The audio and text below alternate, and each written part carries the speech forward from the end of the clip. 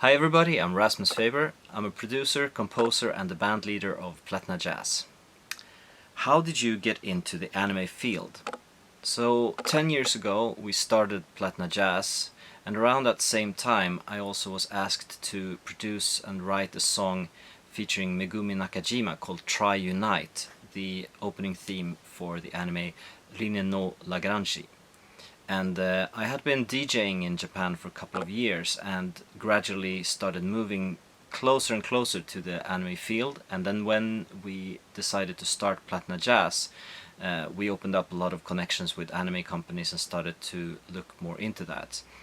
Then I wrote lots of anime opening themes for a couple of years, and eventually that also led into scoring. And during that same time we also worked and produced lots of albums with Platina Jazz, so that further deepened the connection to the anime field. What is your favorite anime?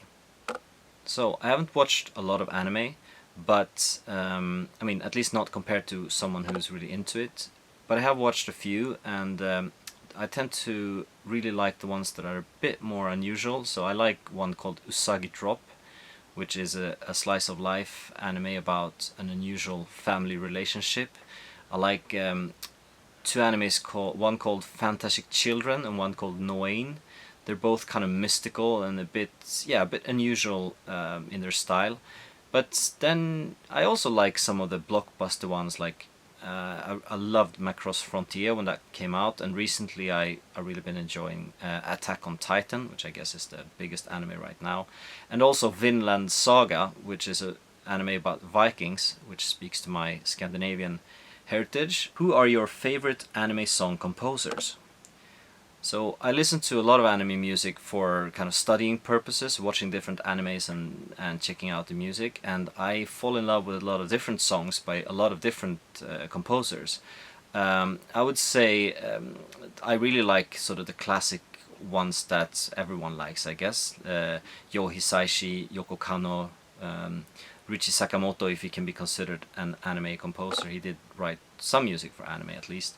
Then recently I've been really checking out Yutaka Yamada, who wrote the Tokyo Ghoul soundtrack, and also Alice in Borderland music. And Masashi Hamauzu, he hasn't done a lot of work for anime, a little bit, but he did the Final Fantasy XIII soundtrack, which I really enjoyed.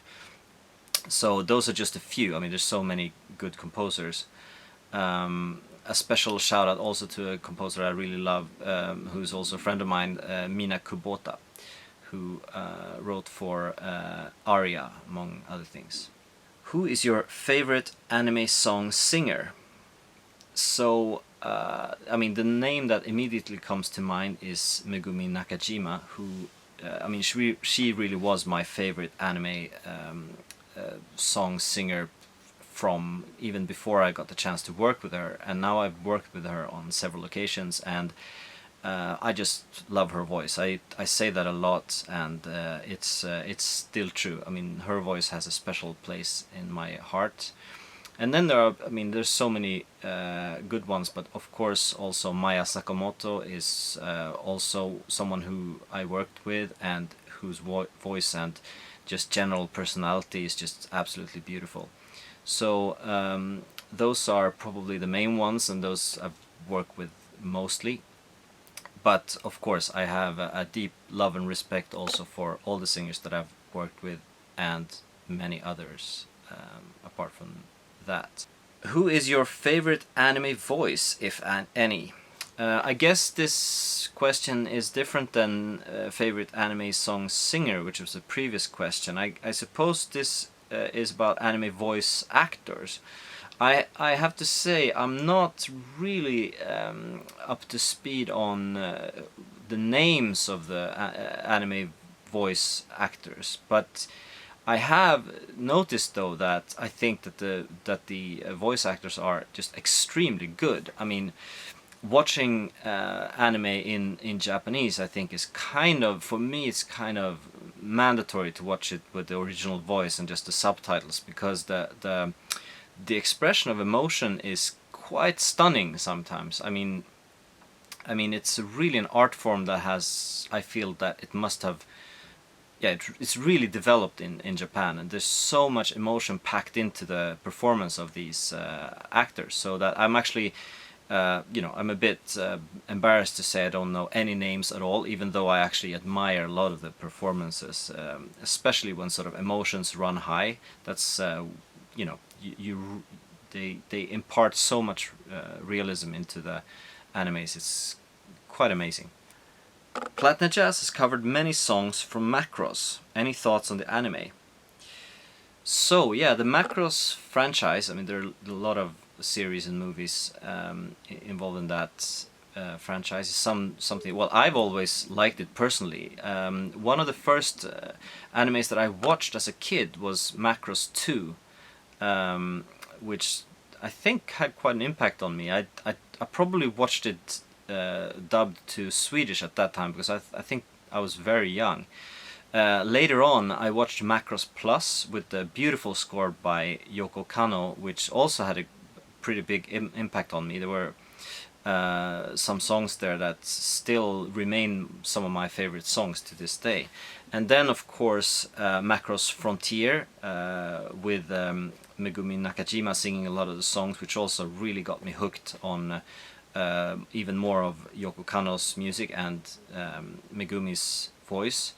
And recently I've had the big honor to be able to contribute songs to Macross Delta, where I did 2 songs for that anime. So yeah, so Macross is a great anime, and of course it has such a deep focus on music, which makes it extra fun to have as a music project to build our covers from. We get a lot of questions to Platina Jazz of when we will cover a certain song, or if we can cover a certain song, basically song requests. And to answer the question whether we can or not is actually a bit complicated, and it's probably more than people think, because you see on YouTube a lot of cover versions done by different people, different types of songs, etc. So I think most people think that you can just do a cover of a song and then release it on a record and put the song on YouTube, but it's not quite that simple, and it's especially not that simple with anime songs. So in Japan, unlike some other countries, for example in Europe, it is permitted to make cover recordings of any song that you like, as long as you sort of give the contribution to the original composers. In Japan, that's not the case. You have to actually apply for. You have to apply to whoever holds the right to that composition in order to make a cover version of it, and that is especially poignant with Japanese music copyright holders, who are often called publishing companies, because they also want to get the approval from the composer. So it's quite a process. Whenever we make a cover version of a song, there is quite a lengthy process of seeking this approval and hopefully in the end also getting it, so that we can't just decide whichever song we like and just make the cover version. We have to ask for permission, and that sort of limits our selection somewhat. And then of course, if you listen to our versions that we do, it's not always so easy to get sort of a whole band together and write an arrangement. So we have to be quite careful about which tracks we pursue with application and arrangement and all the rest of it. That said, we have managed to cover over 100 anime songs by now. We have a really exciting new show coming up on April 18th. It will be our first streaming show, and it will stream on the service Zyko again on April the 18th, and you can get your tickets for that specific time on the 18th, or you can also get tickets that allow you to watch it for a longer period of time. our whole band got together and played a quite long concert on a venue in Stockholm called Fasching, where we've recorded a few videos in the past as well, so some of you are probably going to recognize it. It was a little bit strange to play in front of an empty hall, which is what you have to do these days, but you know, thinking that all of you lovely Platina Jazz fans all over the world would be watching, the whole band still got a really good energy, and we had a lot of fun playing a lot of our most loved songs, I would say. We have some surprises coming up. We have a few songs that we did on that in this show that we haven't never done before.